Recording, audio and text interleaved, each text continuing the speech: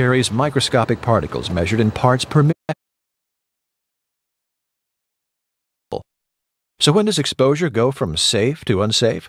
The crossover point is called the threshold limit value, or TLV.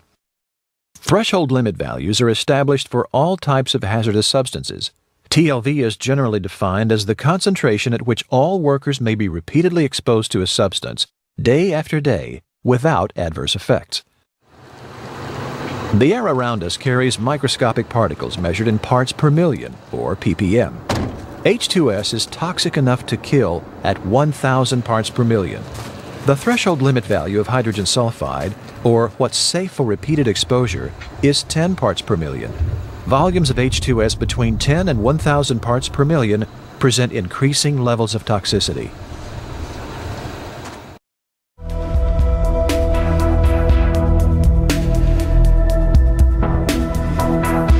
Threshold limit values for a given substance are always the same, regardless of conditions or location. Let's go back to the definition of threshold limit value. All workers includes everyone in normal health, regardless of their gender, race, or age. 10 parts per million is therefore a very conservative number and recognized as universally safe.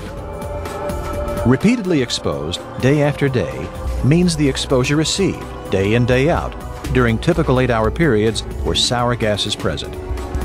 Repeated exposure to H2S at or below the TLV does not increase susceptibility or build up a backlog of toxin. The body can regularly and easily process low concentrations of hydrogen sulfide without long-term harm. The 3 most poisonous gases on Earth. Only one occurs in nature, without manipulation by man. Hydrogen sulfide, also known as sour gas. Fortunately, we've learned how to prepare and how to be safe. After completing this episode, you should be able to identify safe procedures for working in areas where hydrogen sulfide may be present.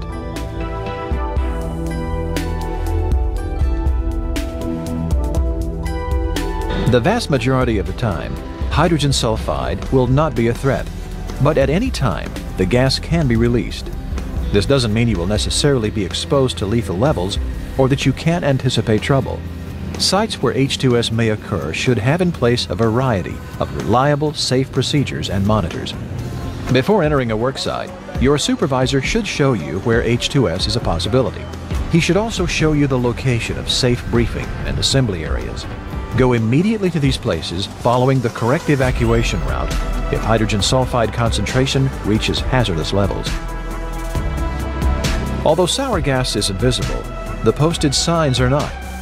Read them all, since each one carries a specific warning and may describe emergency plans. H2S, even though heavier than air, can be carried on the slightest breeze. Windsocks or streamers are hung at high points to show wind direction. Devices monitoring the surrounding air for H2S content are mounted in places where sour gas can escape. Meters indicate levels above and below the threshold limit value of 10 parts per million. When concentrations exceed 10 ppm, a red light will flash and an alarm will sound.